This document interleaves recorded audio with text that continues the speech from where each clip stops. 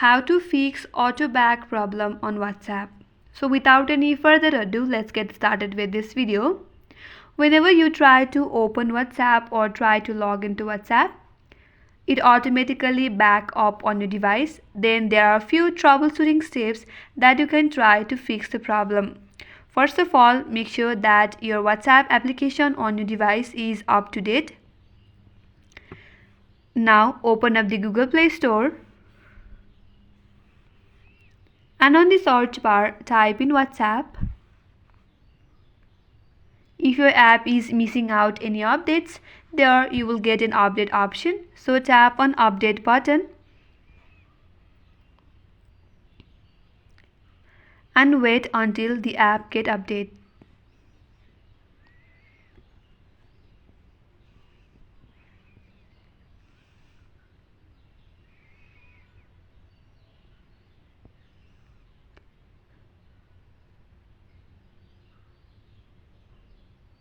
After your application get updated, then head back and check whether that will help you out or not. If that still doesn't work out, then open up the settings on your device. Then tap on apps. Now tap on see all apps. Here search for WhatsApp.